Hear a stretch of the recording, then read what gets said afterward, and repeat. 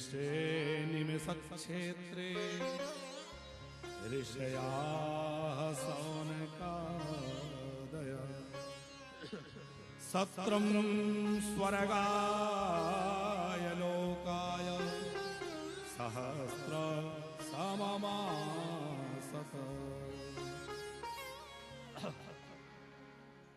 नैमिषारण्य की पावन भूमि में 88,000 ऋषि बैठे हैं। सूत जी महाराज एक भद्र वेदी पर, सुभद्र वेदी पर बैठे हैं। उनसे सौनक जी प्रश्न कर रहे हैं, सूत जी उत्तर दे रहे हैं। यहां आरंभ में 6 प्रश्न किए गए हैं, बहुत ध्यान से सुनना। पहला प्रश्न है कि जीव का कल्याण कैसे हो।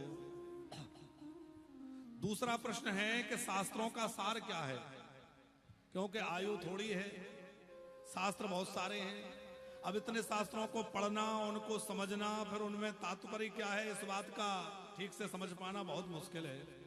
इसलिए सौनक जी कह रहे हैं आप तो ये बतला दीजिए कि सब शास्त्रों का सार क्या है। तीसरा प्रश्न किया है कि ईश्वर अजन्मा है तो जन्म क्यों लेते हैं, और यदि जन्म लेते हैं तो उनको अजन्मा क्यों कहा है। चौथा प्रश्न है कि यदि भगवान बार बार आते ही हैं तो कितने अवतार भगवान के हैं।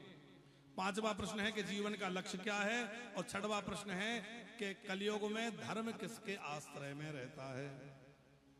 इन 6 प्रश्नों के उत्तर में ही पूरी भागवत है।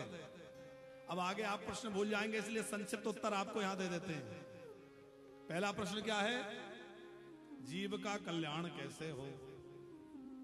सूत जी महाराज कह रहे हैं ऋषियों, कल्याण के साधन तो अनेक हैं, पर कल्याण यदि कोई चाहता है तो बिना भगवान की शरणागति के कल्याण नहीं हो सकता।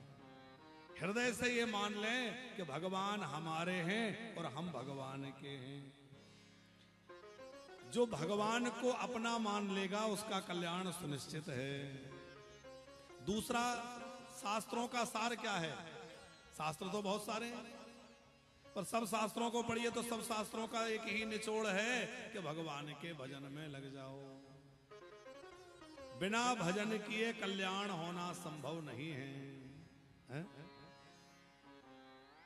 ईश्वर अजन्मा है तो जन्म क्यों लेते हैं।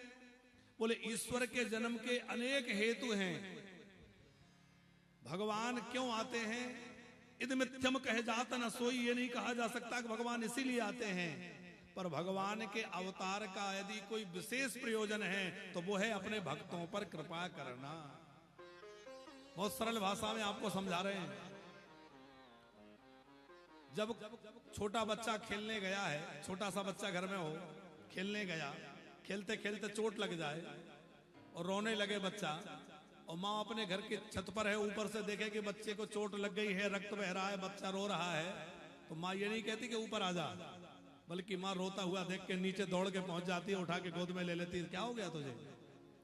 तो जैसे माँ दौड़कर बच्चे के पास पहुंच जाती है, वैसे ही भगवान जब अपने भक्तों को दुखी देखते हैं, रोता देखते हैं, तो दौड़ के नीचे आ जाते हैं और आके गोद में ले लेते, हृदय से लगा लेते हैं। तुम्हें क्या हो गया, क्यों रो रहे हो। ज्ञानी ज्ञान के द्वारा भगवान के पास जाता है, और प्रेमी भक्त के लिए भगवान उतर के नीचे आ जाते हैं। भगवान का अवतरने की जो क्रिया है उसी का नाम अवतार है। अवतरणिका संस्कृत शब्द का अर्थ सीढ़ी से है। अवतरणिका माने सीढ़ी। तो ज्ञानी योगी तो योग के द्वारा, ज्ञान के द्वारा उस सीढ़ी से चढ़ के भगवान तक जाते हैं, और जो प्रेमी है उनके लिए भगवान बार बार नीचे उतर के आते हैं, अलग अलग रूपों में भगवान आ जाते हैं। ऐसे समझे,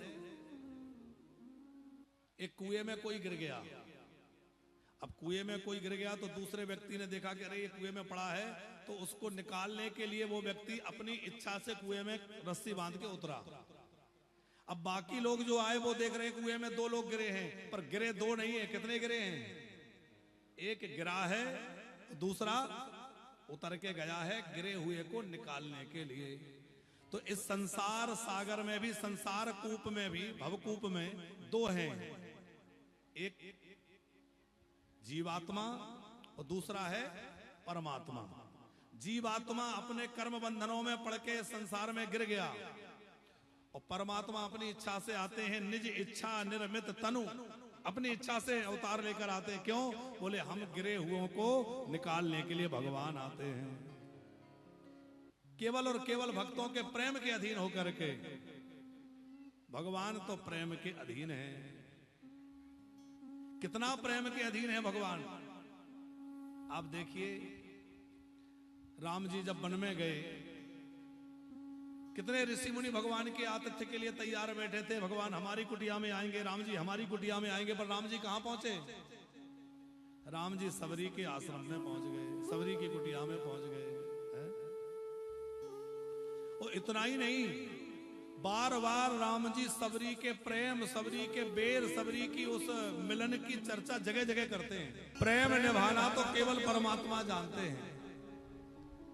तो बार बार भगवान अवतरित होते हैं सबरी जैसे भक्तों के कारण। सो केवल भगतन हित लागी। केवल और केवल अपने भक्तों के लिए भगवान बार बार अलग अलग रूपों में अवतार लेते हैं। तो कितने अवतार भगवान के हैं? भगवान के कोई 24 ही अवतार नहीं है। यहां 24 अवतारों की चर्चा है, पर 24 तो मुख्य अवतार हैं। पर जब भी किसी भक्त ने भगवान को बुलाया तो भगवान कोई ना कोई रूप लेकर दौड़े हुए चले आते हैं। जब भी कोई भक्त बुलाता है तो भगवान दौड़ के चले आते हैं। नरसिंह जी ने बुलाया तो भगवान दौड़े चले आए, नामदेव जी ने बुलाया तो दौड़े चले आए। तो भगवान तो अपने भक्तों के प्रेम के अधीन है। जब भी कोई भक्त बुलाता है भगवान कोई ना कोई रूप लेकर दौड़ के आ जाते हैं और भगवान का एक नया अवतार हो जाता है। तो भगवान के कितने अवतार हैं? मूल भगवान के 24 अवतार हैं, लेकिन भगवान अलग अलग रूपों में भक्तों पर कृपा करने दौड़ आते हैं। तो भगवान के इस हिसाब से अनंत अवतार हैं। जीवन का लक्ष्य क्या है? बोले उसी परमात्मा को प्राप्त करना जीवन का लक्ष्य है।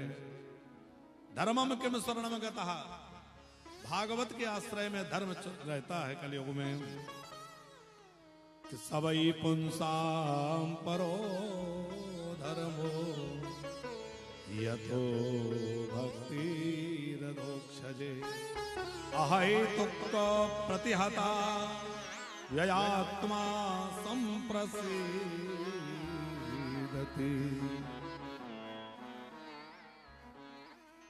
सूत जी महाराज कह रहे हैं, ऋषियों, धर्म वही सृष्ट है जिससे भगवान के चरणों में प्रेम हो जाए।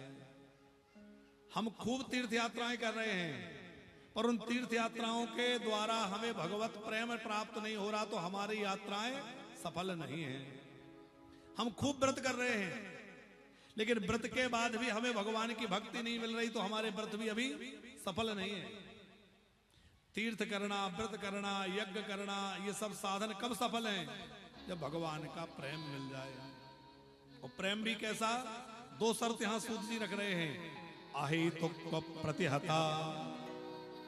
अहेतुक को माने हैं कामना रहित। देखो, भगवान की पूजा तो हम लोग भी करते हैं, तो क्यों करते हैं?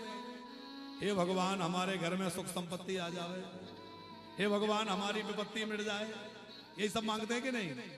सुख संपत्ति घर आवे, कष्ट मिटे तन का। लेकिन नहीं, सूत जी कह रहे हैं बिना कुछ मांगे, बिना किसी कामना के भक्ति हो। देवलिया जी, कामना के सहित भक्ति होगी तो वो अप्रतिहत नहीं हो सकती, निरंतर नहीं हो सकती। क्योंकि मान लीजिए घर में पोता नहीं है, तो पोते के लिए भक्ति हो रही है, हर महीने गिरिराज जी की परिक्रमा हो रही है, घर में पोता हो जाए, पोता हो जाए, और पोता हो जाएगा फिर बोले फिर तो पोते से प्रेम करेंगे, पोते से लाड़ लड़ाएंगे और भगवान की भक्ति भूल जाएंगे। तो लाल कामना से जो भक्ति होगी वो कामना पूर्ति होते ही समाप्त हो जाएगी, और कामना पूर्ति नहीं हुई तो भी खत्म हो जाएगी। करे इतने दिन से कर रहे हैं, कुछ तो मिला नहीं। तो कामना पूर्ति नहीं हुई तो भी वो भक्ति एक दिन खंडित हो जाएगी, और कामना पूर्ति हो गई तो भी खंडित हो जाएगी। इसलिए क्या करें? बोले बिना मतलब की भक्ति, केवल बस इसलिए कि भगवान हमारे हैं, हम भगवान के हैं।